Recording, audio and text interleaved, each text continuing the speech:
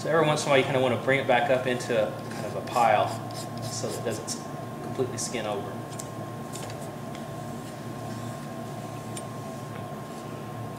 Bring that off to the side. Some white to it. Okay, see how it's different? Okay, so now what do you think? Is it more of a neutral gray, more of a brown gray? It's neutral. Yeah, it might be just a little bit on the brown side, but so we'll start to go with this. Okay, so what I need to do is I need to have a light value for here, if you remember from your digital studies. My next light value is probably going to be here. My next light value is probably going to be over here. My next light will probably be here, and getting darker, and then getting darker, and getting darker, darker, and then the darkest might be the shadow, and then this black wall back in here. I think probably this shadow is not as dark as the darkest areas of that black wall back there. Okay? So you can work that way, lighter to darker, you can work darker to lighter, and then you could also go back and fix things if you mess things up. So I'm going to mix up a little bit more my black here.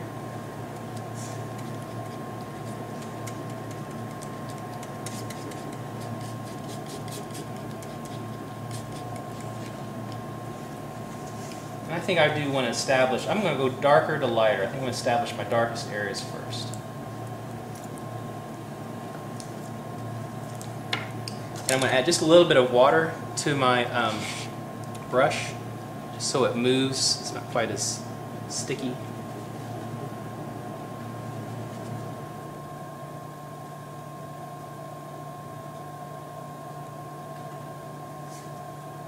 And the canvas paper has a texture to it, but let's go ahead for solid values, solid planes of color.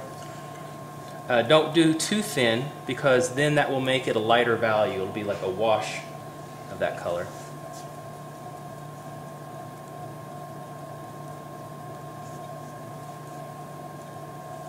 Also, just like scrubbing and cleaning, if you go back over it a lot with water, you'll sort of clean it up. You'll lift the paint back up. So.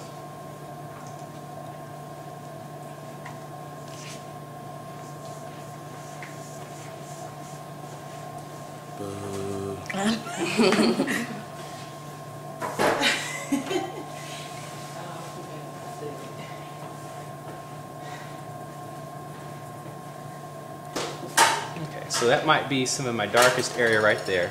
That's with absolutely no white added to it. So even if maybe I'm critical of myself and I'm thinking maybe that's even darker than what I have, this is as dark as you can go.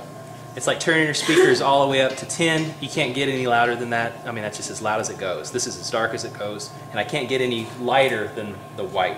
I can't make light emit from the paint. So I want to get this cleaned out. I next want to take my darkest and add just a little bit of light to it, a little bit of white. Mix up just a little bit more here.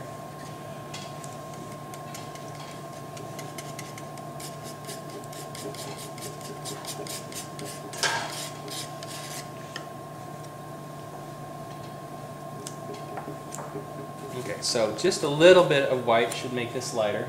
Not going to put too much in there.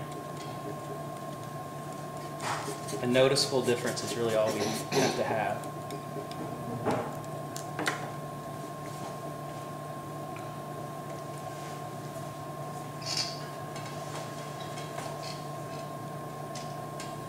And do you see how I overlap it just a little bit? Mm-hmm. You don't, if there's a way to keep it from being a hard line, you know, you can kind of just let it slide across the edge and it sort of visually blends together.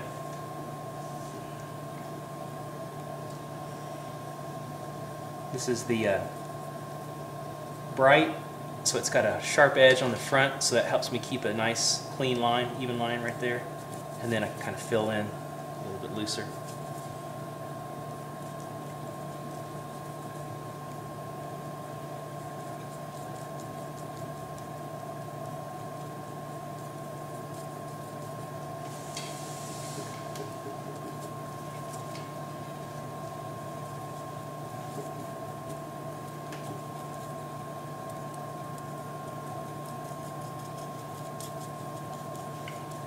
And just because I'll probably be editing this video as we go for the people that are watching it, I'm trying to keep track of time. So who knows what time it is right now?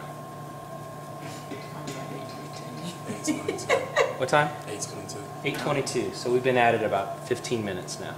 Okay, so I've got one wall finished. Okay, the next darkest area is probably going to be the floor. Oh, why are you going? No, you're fine. You're fine. I can see past you. All right. So I think the shadow is probably the next lighter one. So I'm going to add just a little bit of white to what I've got here. And I don't need a whole lot for that shadow. But one thing you might want to consider is, if you've got a lot of area to paint, make sure you mix enough of it so you've got it. So here's my shadow.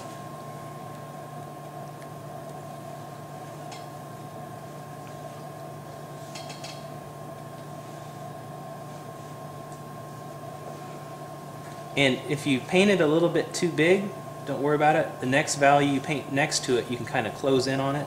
So if you're trying to get a really fine line and your brush won't do it because it's big, don't worry, just come back and just sort of cut into it with the next value over the top. Now this will not look right until you get this value down. So that's one thing you just have to tell yourself. If it doesn't quite look right, just wait till you have the whole painting covered, and then you can go back and evaluate it. I'm worried that maybe this isn't dark enough, but once I put a gray down in here, the contrast won't be so much. That looks about like the right contrast, but that's because I have a white of the canvas paper. There's also just a hint of a shadow in the front of it because it sort of bevels up, and just because I want it to look like that up there, I'm going to go ahead and paint that on there. And so there's just a little bit of shadow we see underneath it.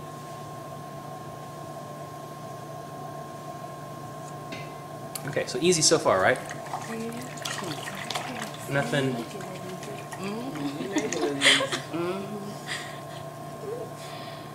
Okay, let's do the floor next. I'm going to bring some of this black down. I'm going to add some white to it so I can get that gray.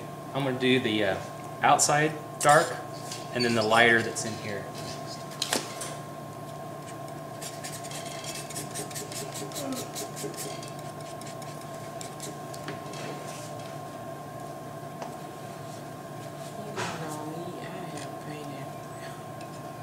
Well, I don't have a fancy studio. I have to paint at my house. Oh, so you. And if I'm not neat, I catch it, So I gotta be neat.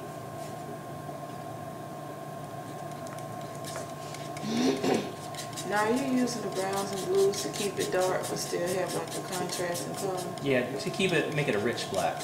Oh. And you've seen some cars, they got a black paint job and it's kind of flat, and then you see some cars that's got this really rich, deep.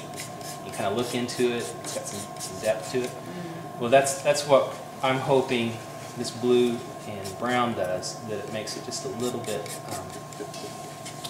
more dynamic than a flat black.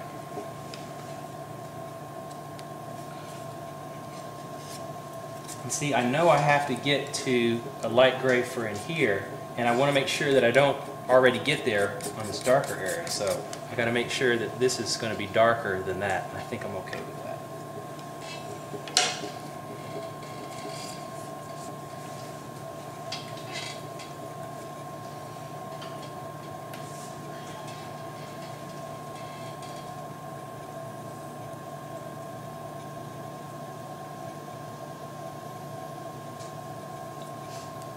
The thing to remind yourself too is that no one else will ever see the still life.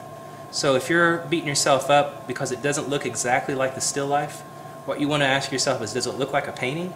Does it look like there's light and shadow? That dance. Do I have contrast? Potentially, as I go down the road, could this be interesting because of the brush strokes and the vibrancy of the color? And if